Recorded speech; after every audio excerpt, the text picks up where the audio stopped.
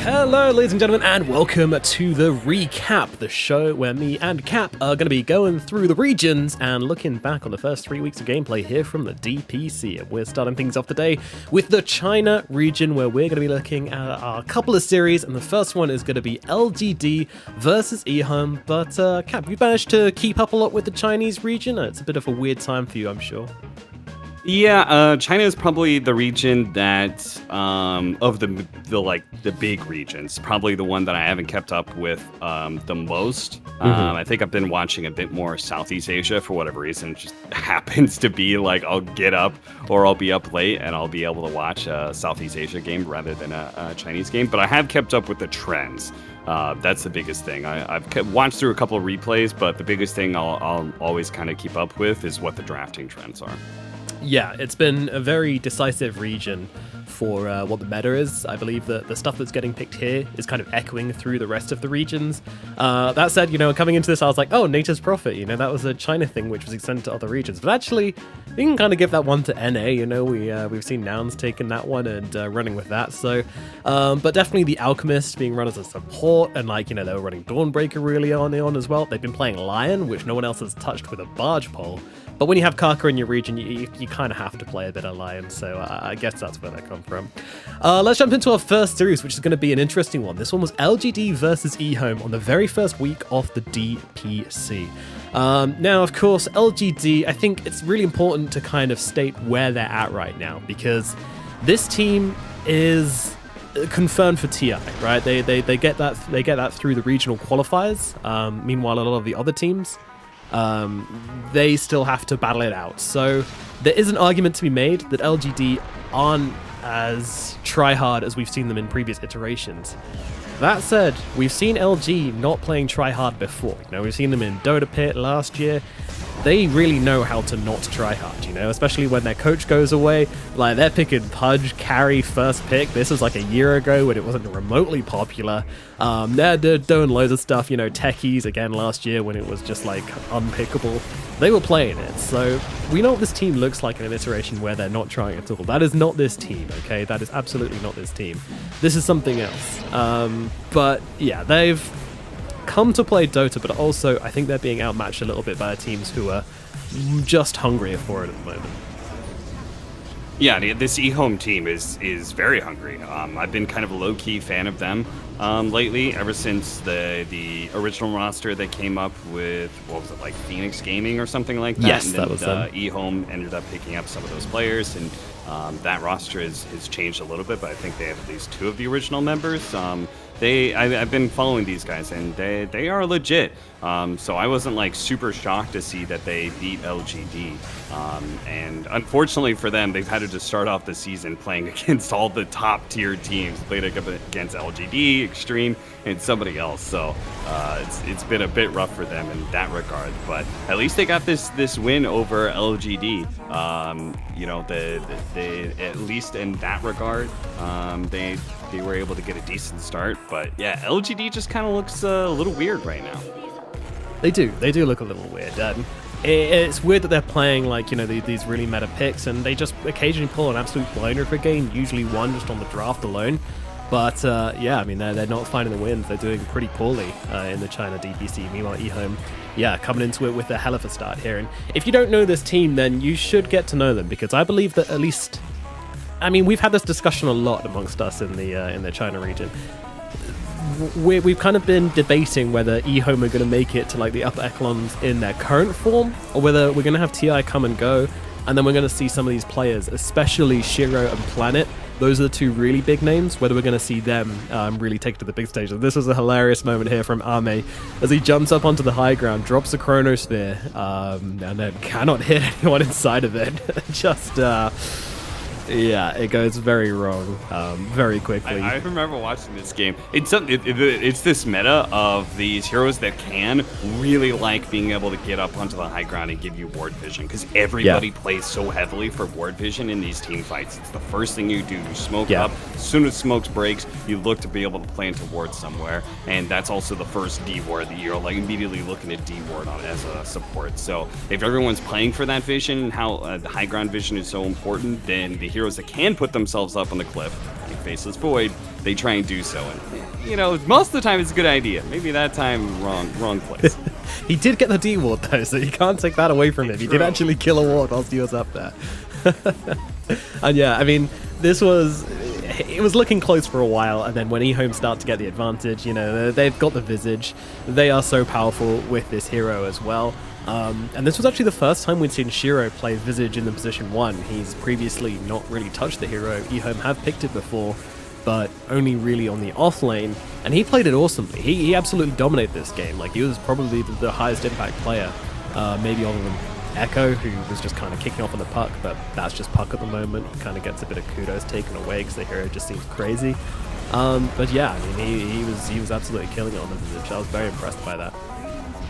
Yeah, there seems to be a lot more malleability when it comes to these farming positions for these various heroes. And also it just feels like a lot of these heroes that were traditionally thought of as like, oh, this is a mid-game hero, it doesn't scale very well.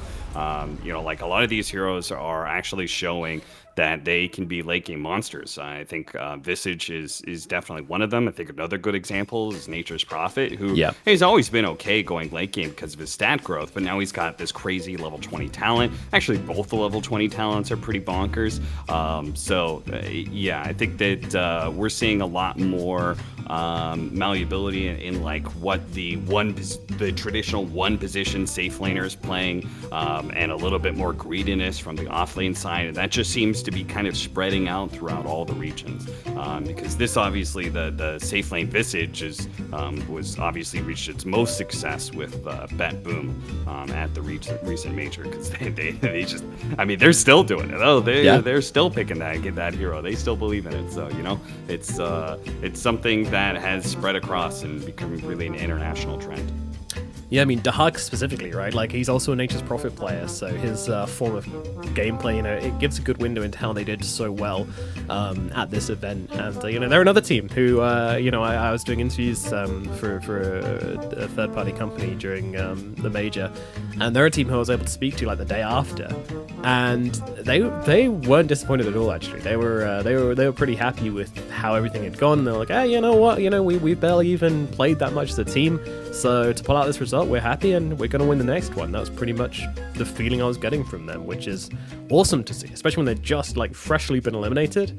They come in with that attitude, like they're definitely a team to look at. But yeah, definitely excited to see EHOME hopefully be able to play up into a lot of other teams, and on an international stage would be awesome as well. Obviously, I'm getting my hopes up here, but that would be amazing to see. But we really don't know what's happening in the China region yet. With this region, after the second week, every single team was 1-1. You know, we hear a lot of the teams, a lot of the regions, a lot of the talents saying, oh, this region is so close. Anyone can take a game off anyone. Well, welcome to China, where literally everyone is 1-1. Everyone has taken a game off each other. It's completely even. So we're still kind of waiting, and this is now in week 3. We're still kind of waiting for the dust to settle, which is a great place to be in. If I had to guess right now who's going to take it to the top, like, it would be really, really hard to do so. I think one of the teams I would definitely say is looking the best would probably be like Aster and Extreme. Those two have been looking very, very good. But bit of a twist here. Aries actually had something to say to Aster. Aries had something to say to Extreme when they came against each other, which is the second series we're going to be looking at. Yeah, this was definitely the series that just from the outcome I was most surprised about, because I hold Extreme to be pretty high regard. This is kind of like old Vici Gaming lineup, but now they have such a like big upgrade in Paparazzi being their mid laner. So it was just like, oh, these guys are gonna own. These guys are like guaranteed majors, and I felt like, you know, they were going to be like actually going to the top, and then they lose to the team that got promoted up through Division 2, and I was like, who the hell are these Aries guys? I only literally know Red Panda. That's it. Yeah.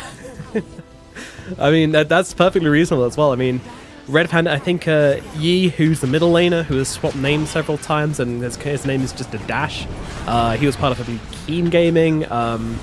Was he part of Serenity? I think he was part of Serenity as well. But, you know, again, some strange Chinese teams, you know, definitely not the household names from the region who we've been talking about most of the time, who have been coming in the top positions in this China region. But yeah, these guys coming in, you know, from Division 2, and they are not to be messed with. In fact, both of the teams coming in from Division 2 are looking like they're here to actually put up a serious fight. Hence why the region is so close, because these Div 2 teams aren't playing like the Div 2 teams from other regions. These guys are playing out incredibly well, and it's awesome to see. It really is. Yeah, I think this was also interesting showing. We've seen this support Alchemist that China's been running. I myself have actually been playing it in part because of China. It's also the same reason I was spamming a bit of Dawnbreaker, because I was like, I always felt like that hero was strong, and sure enough, China is running it. I think another actually interesting meta note is that China's one of the few regions that has been prioritizing Marcy super highly, actually lidding out in the pool and actually being able to pick it. The only region that actually beats them in that regard, I think, is Eastern Europe, which we'll talk about a bit later. Yeah, indeed. No, they love the Marcy here. It's, you know, some teams let it go. We have had a few drafts where it's been uncontested, but for the most part, it's first phase every single time. And for good reason, I think. You know, they really know how to play it. Although, I do say that we actually had a really, really rough start for Marcy. She started the event with, like, God, I think like a 20 to 30% win rate. And you could kind of see why. People were, like, playing her 4 and, like, building kind of classic POS 4 items when you don't know what to do, like Vlad's and like Boots of Bearing and stuff, and it really didn't feel good. But they've figured it out now for sure. You know, we've got a lot of I mean, everyone's just going for the Aether Lens, of course, you know, and then kind of building whatever your team needs. Of course, Wraith Pack is always good if you need it, so no, I'd never blame anyone for building that on any hero, really. But yeah, PYW had a pretty good showing for the most part on this hero, but yeah, unfortunately they weren't able to take this game. And actually, this combo especially is actually pretty broken. The Visage Mercy, both combination of laning. It's for me, I think this is one of the two most broken combos. That one and Razor. I think the laning is insane for those heroes, and then obviously with Visage, you get this like weird little cheesy interaction where you can throw the sidekick on the birds, which is a funny little damage boost. But otherwise, I think those are the two combos to look out for the most in the first phase when you get a Marcy.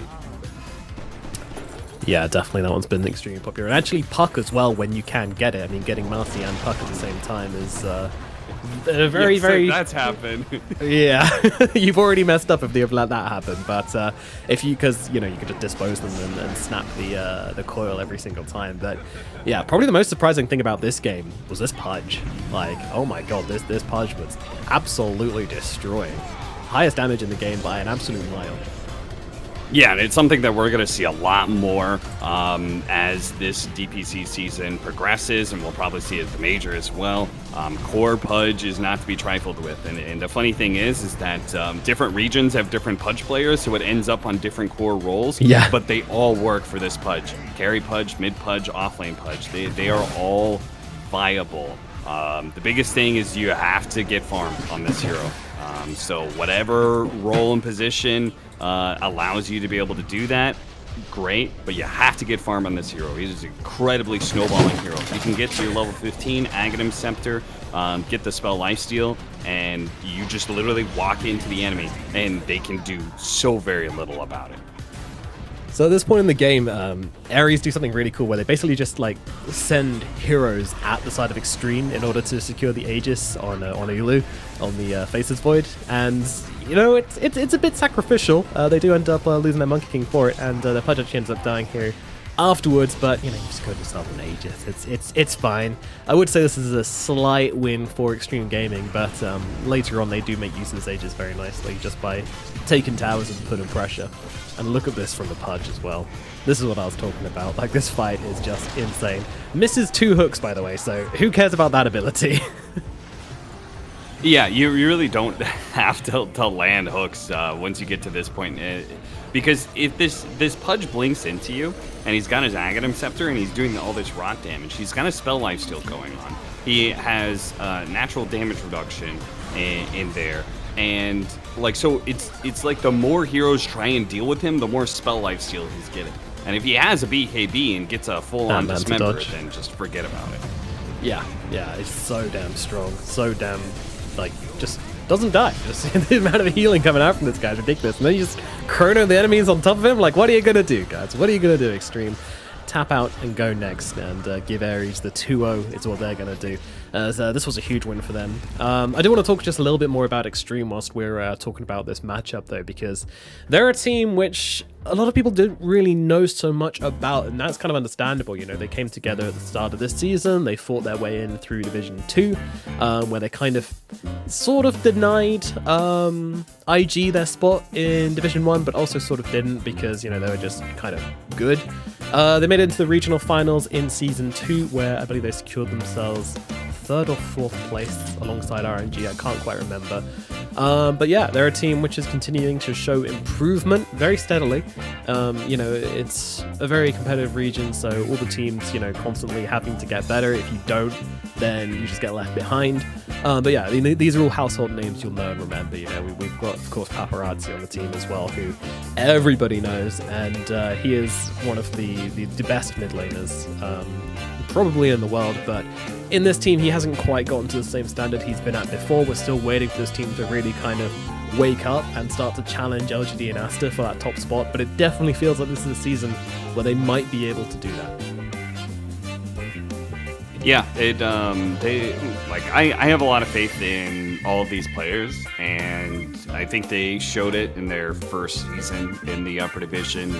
They seemed second really only to LGD, and unfortunately that didn't quite play out for them, as you said, in the finals. I think they ended up getting third, so they weren't quite able to maintain that second place slot or even challenge for a first. But I think they're going to be definitely one of the teams to look out for come TI season. I think they're good, they're getting better, and hopefully they'll be able to challenge Aster and LGD for first place soon. Hopefully. And one more team I want to talk about whilst we're here as well. You know, yet another team. I mentioned before about the teams coming up from Division 2. And probably the most significant one there is Team Dandelion. And this is a team that came through Division 2 last season undefeated. They didn't drop a single series. And that is, you know, they're playing in a region with IG down in Division 2. And they also had Asta Aries there as well, who, you know, as we've just seen, are capable of taking games off the best of them. So Dandelion are no joke. They've come in all guns blazing. You know, they, of course, everyone's lost a game in China at this point. I believe they are 1 and 2 at the moment after having some pretty tough matchups earlier on, as the Division 2 teams always do. They always get put against the hardest teams first due to the seeding, but they are holding their own. They're looking really, really competitive, and this is a team which I'm really excited about watching play and watching, you know, get on top of things, and they're improving at an incredibly fast rate. You know, every single time we have a problem with them, it's gone next series. That's not something you can say about many teams, so that's why I say, you know, keep an eye on Dandelion, keep an eye on these guys, keep an eye on EHOME as well. Asta Aries, I do like them, but I don't think they have the same amount of potential as Dandelion and EHOME do, unfortunately. But yeah, Aries still a great team, and generally just very fun to watch as well. So yeah, that's going to do it for the series here in China. So let's have a look at those all-important standings and see how things are looking right now. And of course, you know, LGD with the 2-2 at the moment, which isn't where we really expect them to be.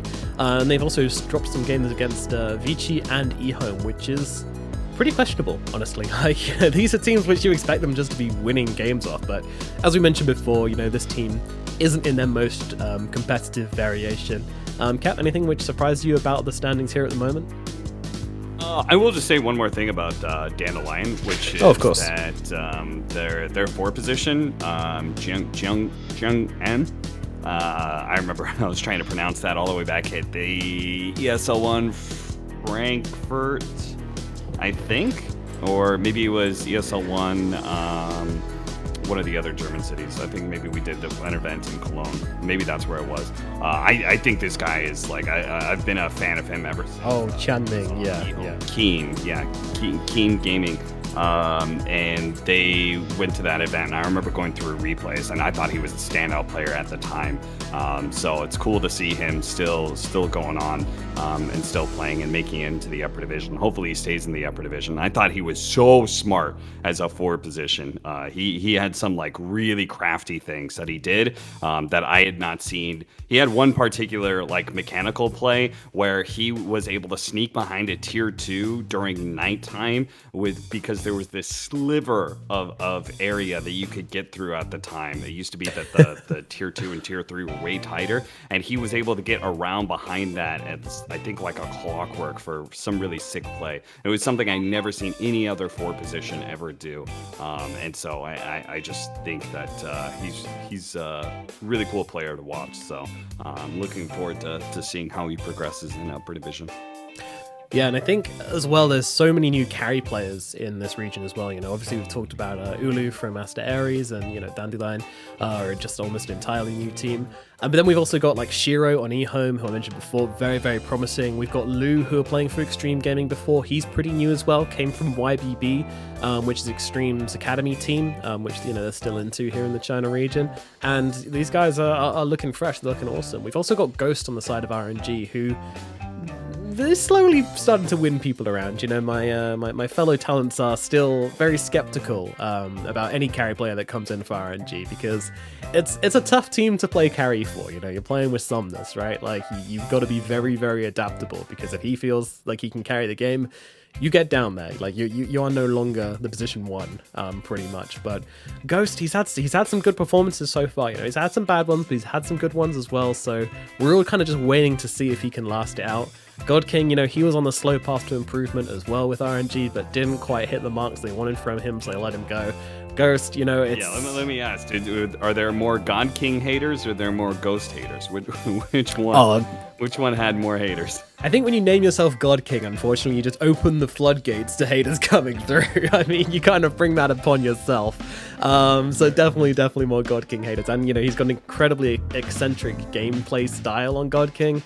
So I think that's always going to draw out the haters more than anybody else. But yeah, I think Ghost, you know, obviously people saying, you know, what's this guy doing? He was on a team that got relegated in the SEA region, a team that got booted from Division 2, I believe, in the SEA region. So it is super surprising that RNG are taking a chance on him. I mean, he's a top MMR player, but, you know, he hasn't had the competitive success, but they obviously see potential in it. They believe they can get the most out of them. So again, another very interesting storyline to watch for here in the China region. And of course, that leads us to the last segment, which is...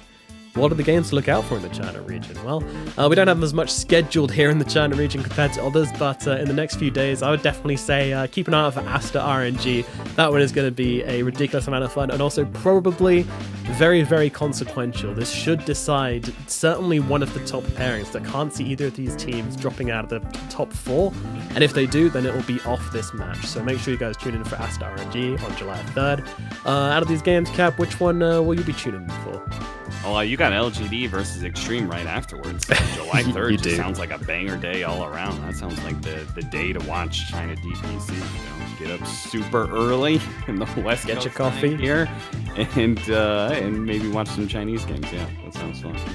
Yeah, go for it. Absolutely. It's going to be a hell of a day on July 3rd. And of course, a bunch of other games coming up in between them. Every single game in this region is just like a curveball every time, you know? It's actually kind of bad because, you know, sometimes the talent, you see a game which you're scheduled to work on, and you're just like, all right, you know, like, obviously, you know, I'm going to do the best job I possibly can, but this game's going to be a stomp, you know, I know it's going to happen.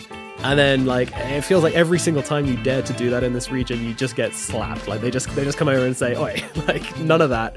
We're going to throw you something which you haven't seen before. You know, Dandelion are going to be LGD, Vici are going to be LGD. You know, Aries just turning up against Extreme Gaming. Like, it's crazy over here, but it's good fun and a good region to watch. Thank you for watching this episode of the recap, and if you did enjoy it, then please do let us know. And of course, you know, if you want to keep on seeing the content coming up, then subscribe, and we'll see you next time for the Eastern European region.